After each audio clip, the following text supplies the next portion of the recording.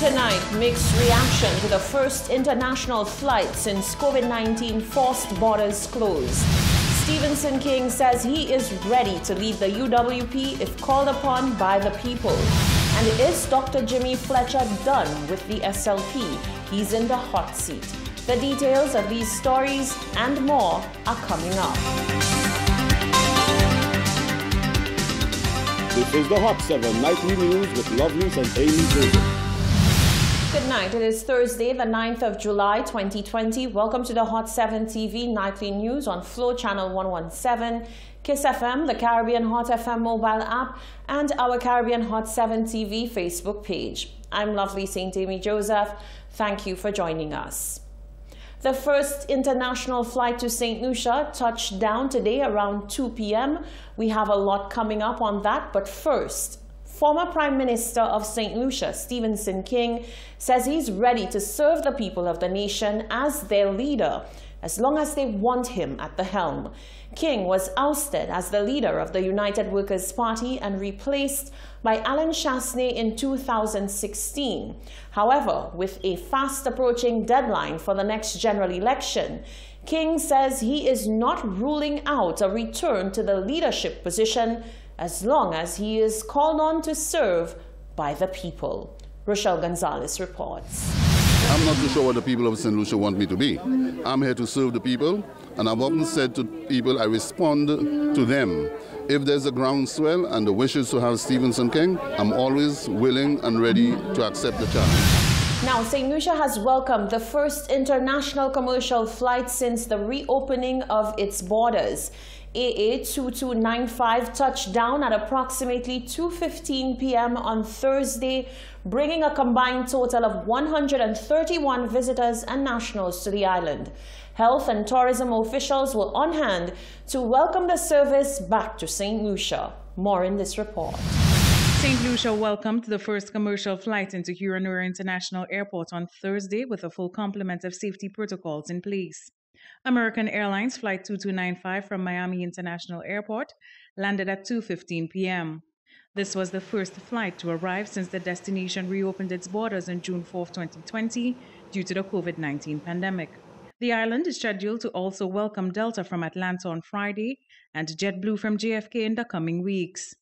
Officials from the St. Lucia Tourism Authority, the Ministry of Tourism, St. Lucia Air and Seaports Authority, and the Ministry of Health greeted passengers. Various teams assisted with the new arrival procedures to ensure a seamless experience navigating the enhanced safety procedures at the airport. Per COVID-19 protocols, upon arrival, all visitors passed through a nurse's station for screening before advancing to immigration and customs. After successfully picking up their luggage, arriving passengers proceeded to the exterior of the terminal, where COVID-19 certified taxis provided transportation to certified hotels.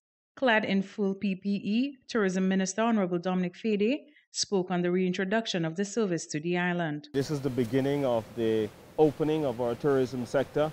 No means is it at full capacity, but what we are doing here is to examine our protocols. We are testing all of the management mechanisms we've put in place to ensure that we can coexist with COVID. We can't stay closed forever. We get the calls, we get the letters from our constituents as parliamentary reps on both sides of the political aisle and also as ministers of government. And so what we want to ensure is that we strike a very strong balance between meeting the public safety of our nationals with very strong public health management and also rebound our economy. We are having a good process. To determine whether there are any shortcomings or issues with the process, we intend to meet immediately after this flight has been cleared to determine what the areas where we see that there are weaknesses and to be able to strengthen. But so far the process has been going on reasonably well, and we are getting quite good cooperation from the passengers at this point in time. All arriving passengers received gift bags with local chocolates, St. Lucia cocoa tea ingredients with a recipe, hand sanitizer, branded flip-flops, water bottles, and handy what you need to know guidelines. I'm from North Carolina in the United States. We were actually supposed to travel to Barbados, but with the restrictions and everything, we had to change our destination. So St. Lucia was our next choice. Well, I'd already had it planned because we were on our honeymoon, so just for the wedding. To add to the excitement of the first arrival, St. Lucia awarded a holiday prize to one lucky passenger. And you have just won yourself 4-night stay for two with breakfast in a luxury cottage at the 5-star luxurious Sugar Beach, a Viceroy Resort. The strategic phased approach to reopening St. Lucia's tourism sector includes comprehensive safety and wellness protocols developed by government and tourism officials. A COVID-19 task force continuously monitors local and global health updates, assessing protocol options to mitigate the possible spread of COVID-19 for visitors and St. Lucian communities. For more information and pre-registration prior to arrival in St. Lucia, please visit www.stlucia.org/COVID-19. Following news of the first international flight from the U.S. to St. Lucia, the Hot 7 team picked the brains of the general public to find out whether you are for or against the idea. The number of COVID-19 cases reached 3 million in the U.S., leaving the country at the epicenter of the deadly COVID-19 pandemic. Tourists from the U.S. are now St. Lucia bound, with the first recorded flight coming in from the U.S. due to land in St. Lucia today, July 9th. However, with the U.S. currently being the epicenter of COVID-19, we took to the streets to ask members of the public whether they think this is a good thing or not. I don't feel too pleased about that. I really don't feel too pleased about it because things still hot up there. They still have so many cases of that. To me, taking these people now is a little risky for us. If they open it between ourselves, that's good, but I don't know. Well, it will help the economy in some ways, but it's not all that safe. Thank you very much. And what they have to do is free us up on our 15 people. All right, thank you very much. We need to pay our bills. Nothing to say. Is the government are doing what they want. So what they do, that's what I under. So I've got nothing to say. We have to do it. There's no doubt about it. Enough of I can say. I feel it's a very good thing because we have to take a chance. We cannot have the country locked down and nothing is happening. People have to work. We have to live with COVID for a long time. So I think it's a very good thing. A crazy idea. I mean, like Europe telling the citizens of the United States they can't come in there through the fear of COVID-19. I mean, that is increasing so much in this place. So have these people to come in here. I mean, that is just... it looks like the dollar more important than the lives of the people of St. Lucia. To me, I'm a little scary. Although my son wants to come down because his father is really sick.